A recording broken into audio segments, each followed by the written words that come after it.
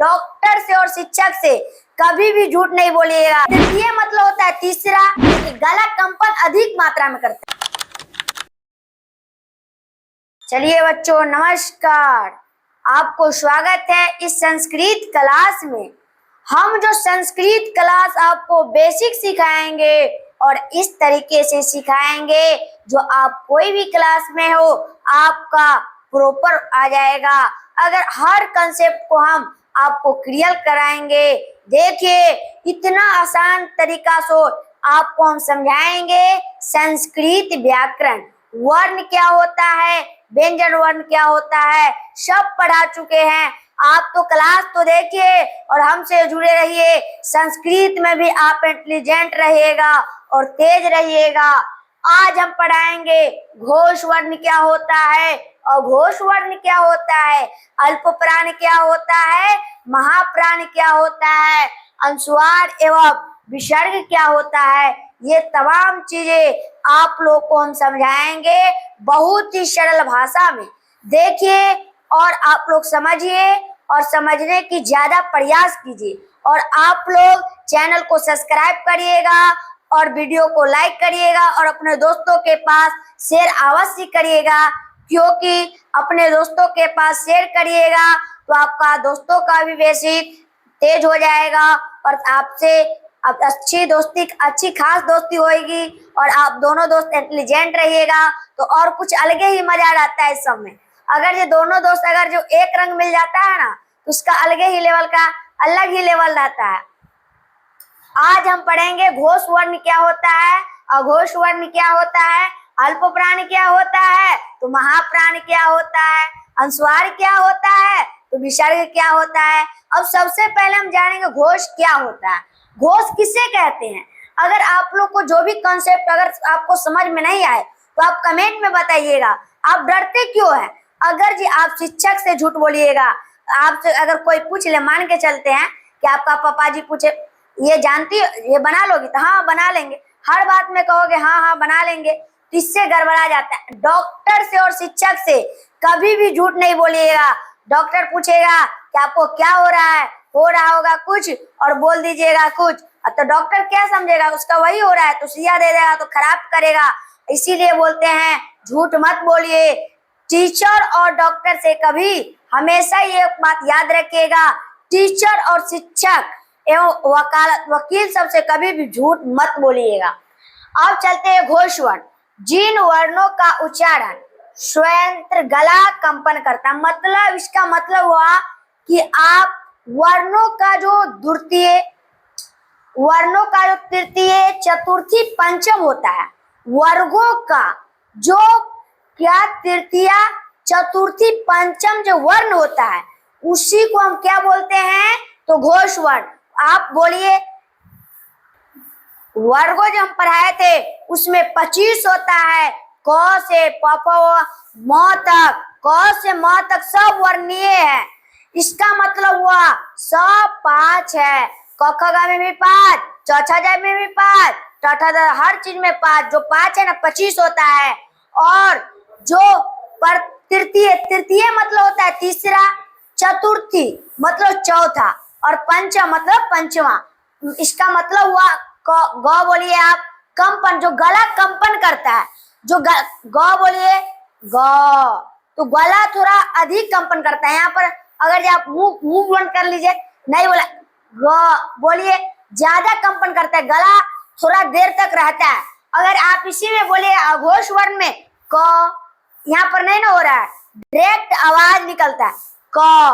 और अगर इसी में ग बोलिए, दोनों क ख ग से अंगा तक दोनों वर्णीय है, लेकिन उसको बांटा गया, घोष और अघोष में बांट दिया गया। अगर आप ग, उसमें गला कंपन अधिक करता है। घ में बोले घ, गला जो है ना वह कंपन अधिक करता है। इसी में आप बोलिएगा ख ख, इसमें कम करता है, कंपन कम करता है। लेकिन आप घोष में वर्ण में जितना भी आप देख रहे हैं उसमें बोलिएगा तो गला कंपन अधिक करता है। देखिए इसी में हम ध बोलिए ध, देखिए गला कंपन अधिक मात्रा में करता है। और जो इसीलिए घोष हो गया। और जो कंपन नहीं करता, कम मात्रा में करता है, जिन वर्णों का उच्चारण में स्वयंवर गला कंपन नहीं करता है, वो कंपन करता ही नहीं है। क डायरेक्ट बोलता है लेकिन कंठ पर कंपन नहीं करता है। और ख भी, इसमें से जो भी आप देखते हैं वे भी बोलिएगा तो कंपन नहीं करता है। अब य ड ल व, इसमें ह हो जाएगा, प्रिंट आउट में गलत हो गया है और यहाँ पर ह नहीं होगा, इसको आप लोग मत लिखिएगा। जो ह अगर जिस इतना सरल भाषा में समझिए, जो गला का जो कंपर होता है वो अधिक मात्रा में करे, जो गला में अधिक मात्रा में करे, जैसे अगर न, ये सब व्यंजन वर्ण में आता है, ये बात नहीं करिए स्वर वर्ण में। ये सब जो आप देख रहे हैं ये सब व्यंजन वर्ण है और इसी में बांटा गया है। देखिए मान के चलिए, जो कोई जे पहले हम लोग इतना जनसंख्या क्यों बढ़ा, जैसे आपका पापा में भी होगा, फिर उसका बेटा, फिर इसका बेटा, फिर इसका बेटा, देखिए बढ़ता जा रहा है। उसी तरह हर चीज होता है। आपका इसका व्यंजन वर्ण है, व्यंजन वर्ण का वो है, फिर उसका वो है, उस टाइप से बांटा गया। आप अगर सरल भाषा में अगर अच्छे से समझिएगा तो आपको समझने में अच्छा मजा आएगा। अगर आपको डायरेक्ट समझिए, आपको बेसिक चीज नहीं नॉलेज होगा, आप डायरेक्ट समझिएगा तो समझ नहीं पाइएगा। जो व्यंजन आप लोग जितना भी देख रहे हैं, क ख ग घ, ये सब जितना है सब व्यंजन वर्ण में आता है। उसी में घोष, अघोष, अल्प प्राण, महाप्राण सब में बांटा गया है। तो आप याद कर लीजिए, जिन वर्णों का उच्चारण जो गला का कंपन से अधिक मात्रा में होता है उसे घोष कहते हैं, और जिसमें गला कंपन नहीं करता है उसे अघोष कहते हैं। आप इतने भाषा में समझिए, आपको समझने में दिक्कत नहीं होगा। अब चलते हैं अल्प प्राण। अल्प प्राण क्या होता है?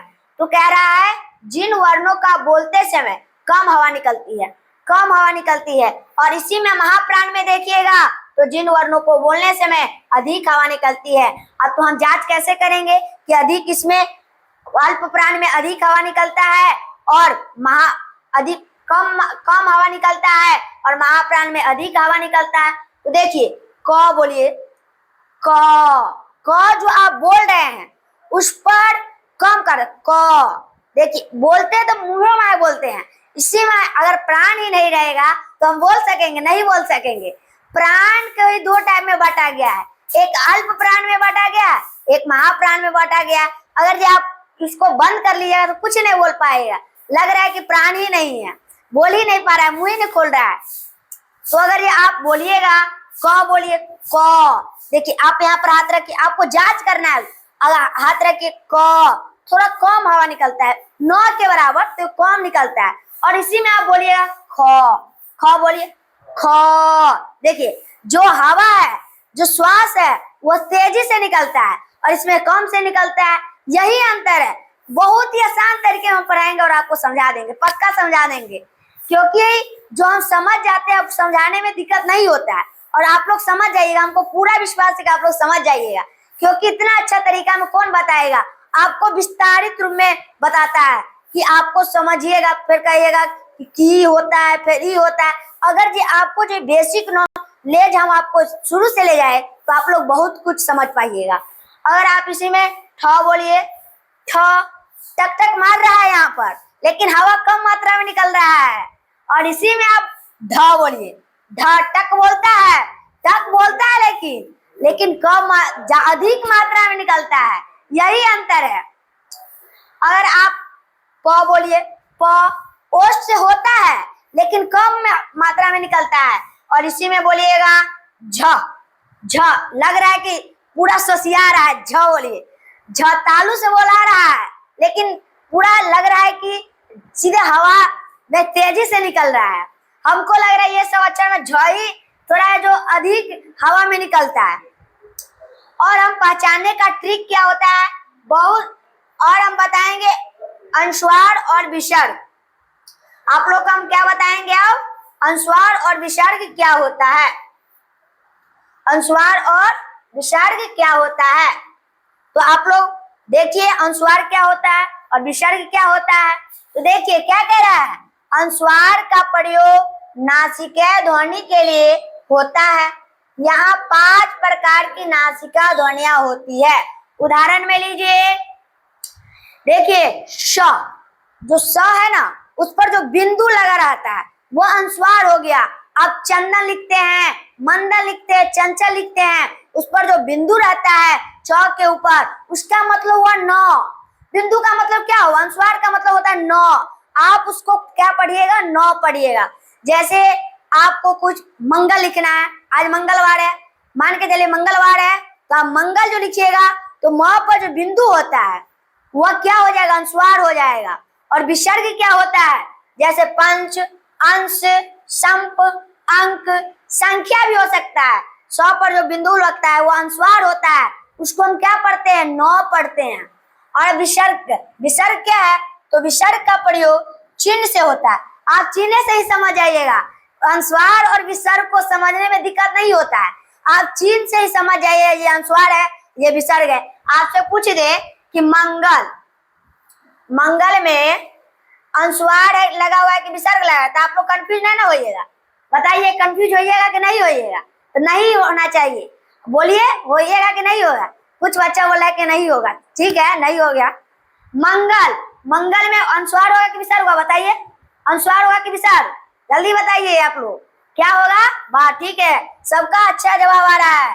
क्या होगा? तो अनुस्वार होगा। ठीक है, समझने में आप बहुत प्रयास करते हैं, ठीक है, ऐसे ही बने रहिए।